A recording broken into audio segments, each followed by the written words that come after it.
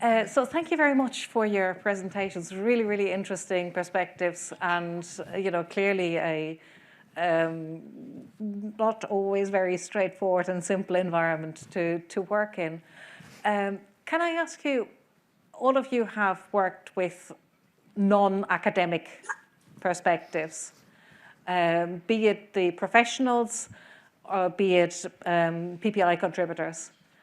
And what did that bring to the equation? What changed? What did you see in that you didn't see otherwise? Don't jump all at once.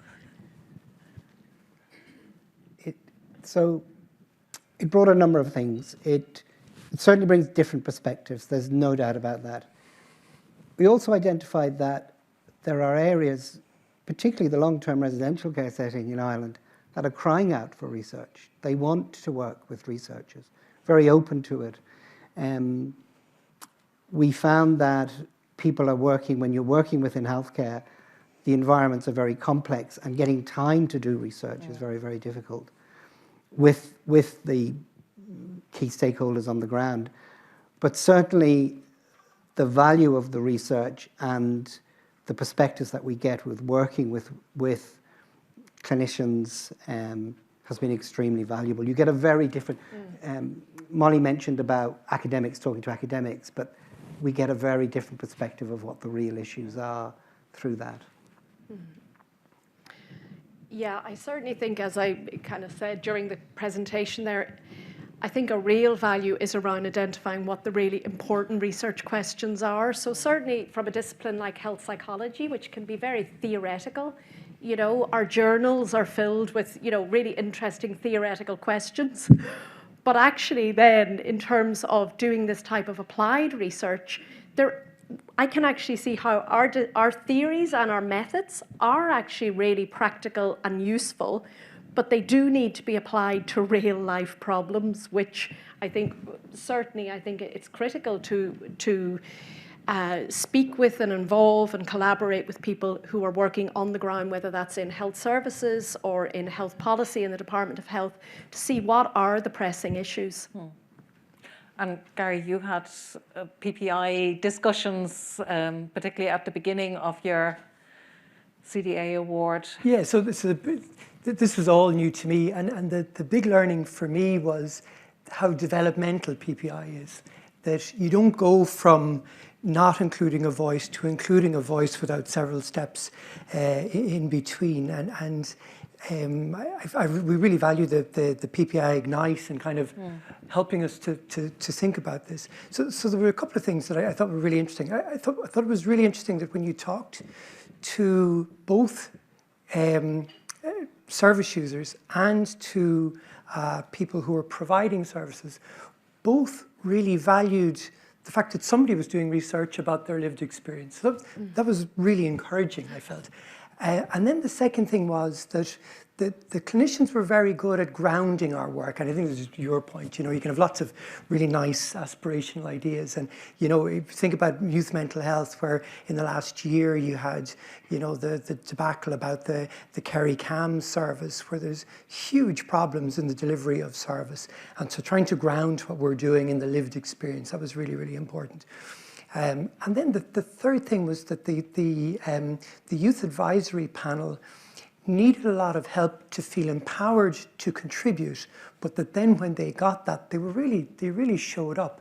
And the thing that they've really helped us on is around our language and how we talk using language that's less, academic research stuff that shows up in a journal and more about the lived experience. They were the three things that really stood out. Great. And I've just following on from what Gary's saying there about the patient and public involvement, I'm just thinking back to, I don't know, is Sean Deneen here, but from the D1 Now study, which is targeting young adults with type 1 diabetes and trying to develop an intervention to improve outcomes in that group.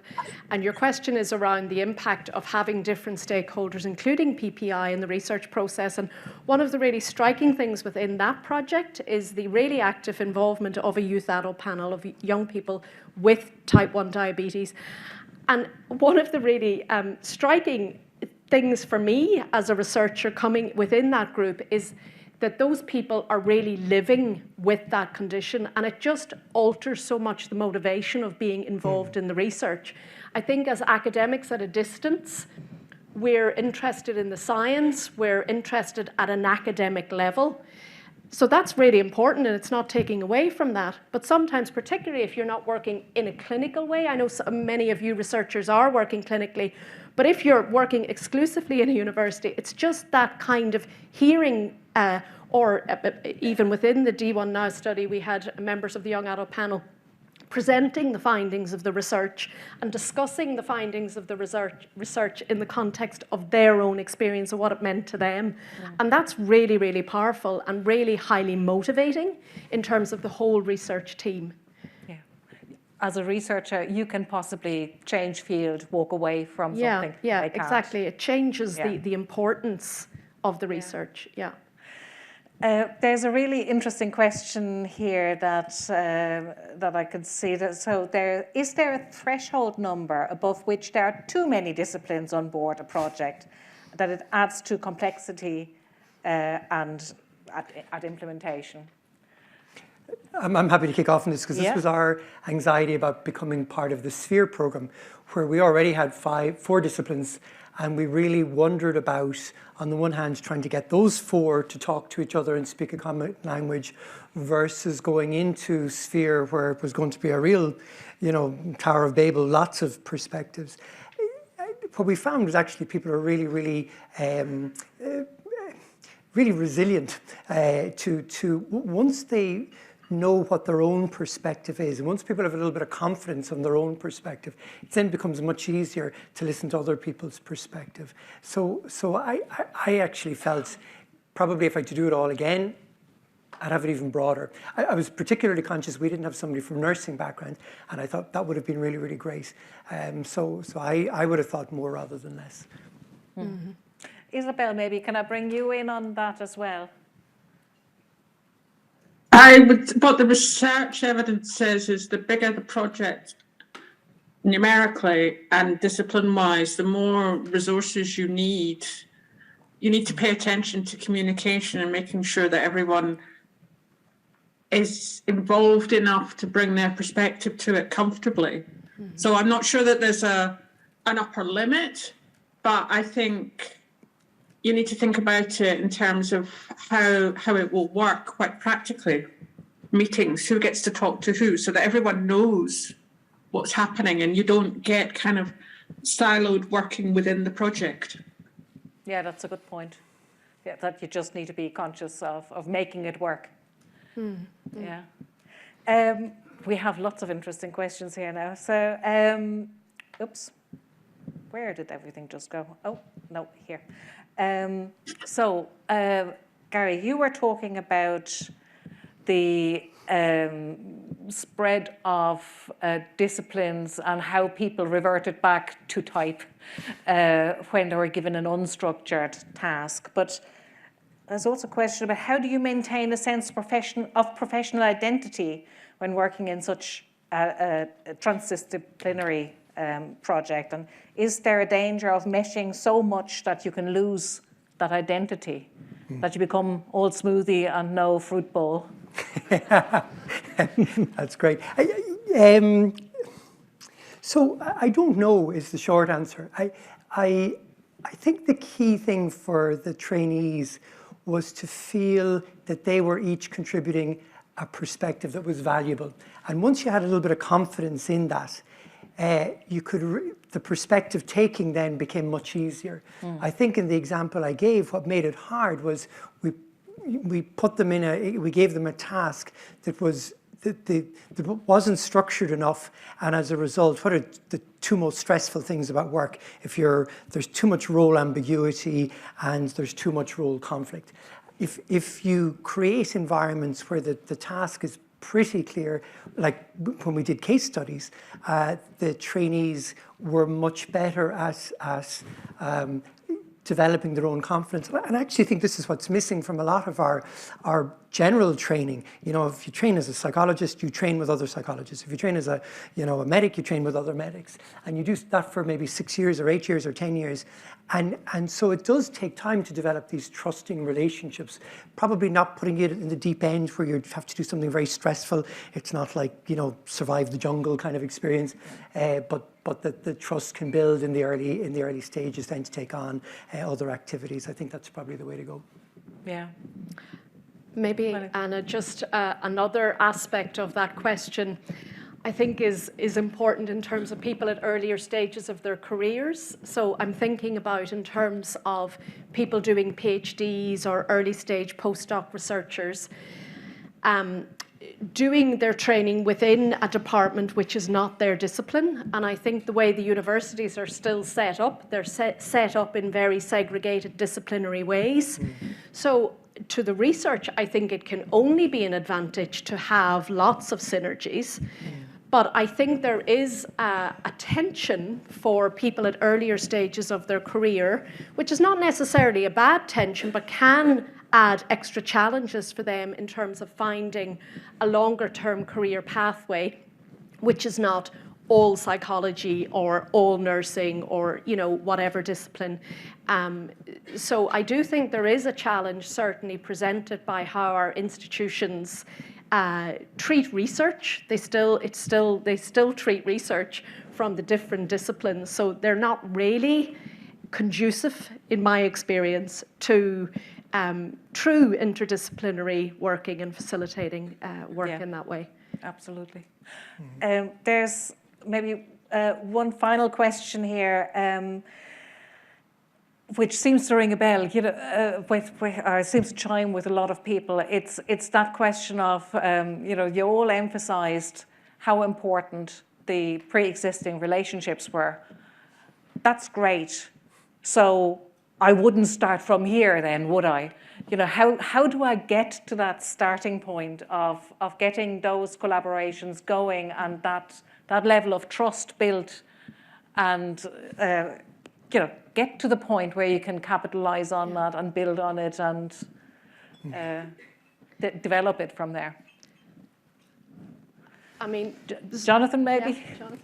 I think there's a couple of ways of doing that. One is we get so caught up in the research that the time to communicate with others, with knowledge users, sometimes slips down. So it is an aspect of giving that time and getting out there.